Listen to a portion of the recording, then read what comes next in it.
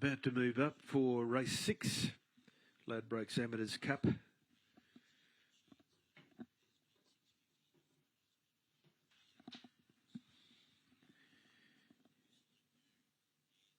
Going Nuclear, the favourite in very good form.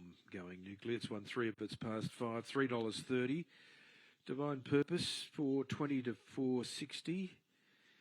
Perovic, $7 to $6. Vincenzo is at the $7 mark, attracting good support. Vincenzo, $9.50 to $7. Strathcona, $9, and Hyde Park, $11.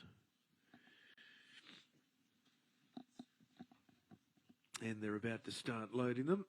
Reformist coming up, goes into the gates with Hyde Park. They're the first locked away. The Amateurs Cup over the mile.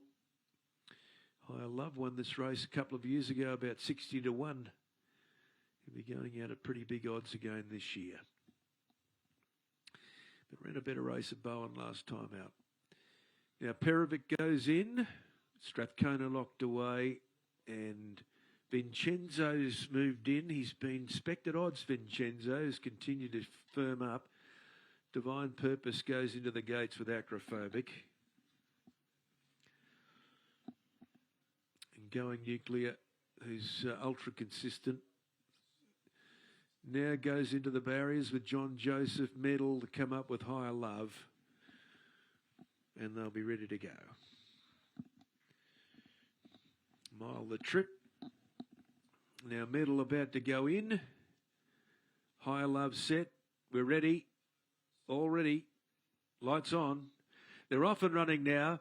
And Strathcona jumped out quickly with Going Nuclear. Perovic began well. Reformist there on the fence and going around them now. Vincenzo is trying to hunt across and take the lead and is now going to the front as they work to the back. And it's Vincenzo in front from Strathcona, Perovic and Divine Purpose working forward quickly on the outside. They will follow next as they run past the 1200 by Reformist and Going Nuclear sitting 3 wide. Acrophobic in the centre and about 2 off to John Joseph, Hyde Park, Higher Love and Medal went back to last as they work down the back straight. Vincenzo goes to the front now, controls it by a length second. On the outside, Divine Purpose, then Perovic and Strathcona the fence, and Going Nuclear is going around them out wide, but has had a tough one. Acrophobic next, and they were followed by Reformist, and further back John Joseph, Hyde Park, and the pace has been good. 2 lengths further back was Higher Love, and 3 lengths away Medal last of all. Starting to bunch a little when they come down towards the 600, and it's Vincenzo just in front. On the outside, Going Nuclear is going up very wide on the track to have a crack at it from John Joseph Perovic as they start to near the turn. In the centre there was Divine Purpose, who's still whacking away, and deeper on the track as they straighten up was Acrophobic. In the straight now and down towards the 200, and it's Going Nuclear, Vincenzo, the 2 leaders. They're out by a length and a half. Divine Purpose is running on strongly as they get to the 100 marker. Vincenzo in front, but now Divine Purpose is cutting it down, and deeper on the track, Medal's finishing with Hyde Park, but Divine Purpose gets the money. Divine Purpose goes on to win from a photo finish between Medal, who flew from the tail. Over on the inside, Vincenzo and Hyde Park is prominent. They were followed next home by Acrophobic and Perovic, then Going Nuclear, who just had a tough run, and further back was Strathcona, followed next in by Reformist, who's well back with John Joseph, and last in was Higher Love. So Divine Purpose, Luke Dempsey takes out the 6th, the Amateurs Cup. Divine Purpose sitting back in about 4th spot, just kept grinding away. Run and might get over a bit more ground in time as well. The 6 is our current favourite now at $3. Vivalda and Chris Palmer.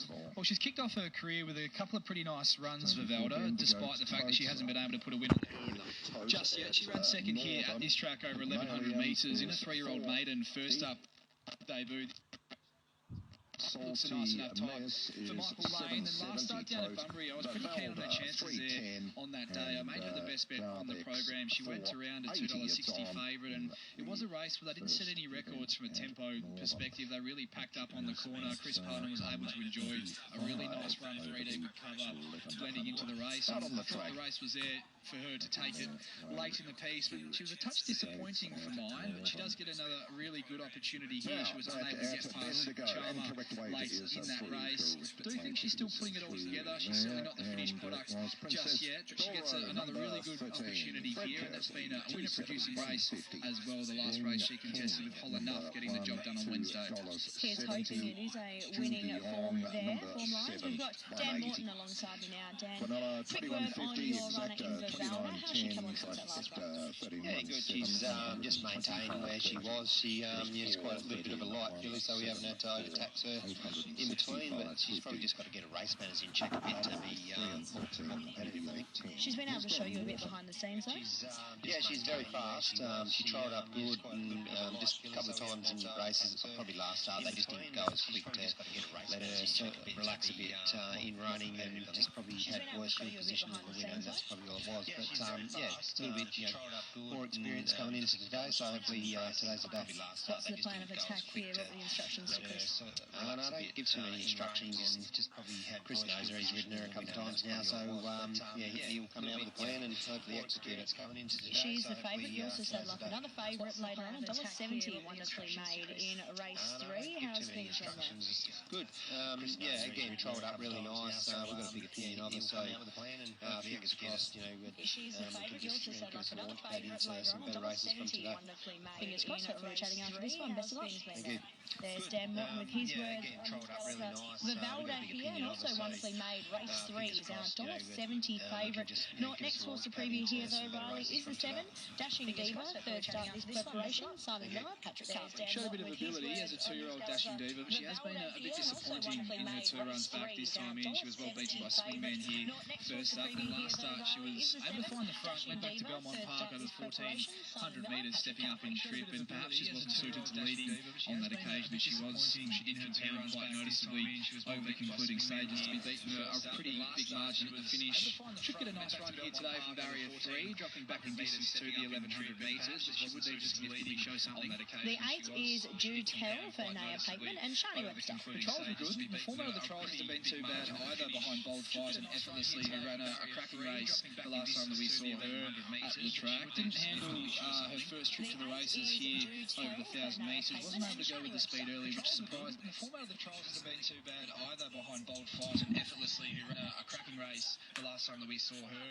at the track. Didn't handle her first trip to the races here over the 1,000 metres. Wasn't able to go with the speed early, which surprised me. Speed in her trials leading in, and she was well beaten. This has been let's look at the market now. She goes around at triple figures. I think the market, she's now 3.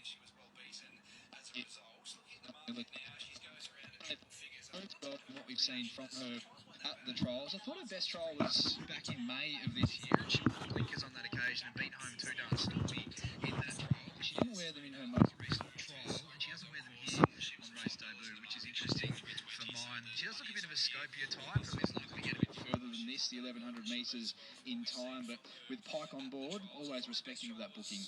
Riley, just over a minute remaining until the scheduled start time. How do we order your numbers in the opener? 6, 4 and 9 for me. It's 3 on top of me, Pygmalion, who's into $3.30 on the fixed board now with Tab Touch. So there has been some late money for this horse, who brings some pretty impressive form lines from his initial campaign as a 2-year-old. Looked in good order in a recent jump out as well. Lou Luciani utilises those 400-metre jump outs to great effect, and I think this looks a nice setup for him to show his best on return. So 3 Pygmalion on top for me. From the 6 in Vivalda, who's knocking on the door. Her first 2 runs of her career have been good, but as Dan Morton touched upon with you, has got some racing mannerism issues that perhaps she has to iron out. The 4 in for 3rd in Salty Miss, who's got a motor but may have to drift back from the gate. And the 9, Gabex, in for 4th. 3, 6... Field moving forward, and we've got about 2 or 3 to move in. Salty Miss goes up with Hyper Real. Upstairs now to Richie Bell, who's calling home all the action. Very good afternoon to you, Richie. To Riley and Tess, and the last few runners starting to come forward. Gabex, who's been well backed in the blue and white colours, goes up in a line for Willie Pike. Simon A. Miller. And about to move in is Vivaldi. Now Vivaldi goes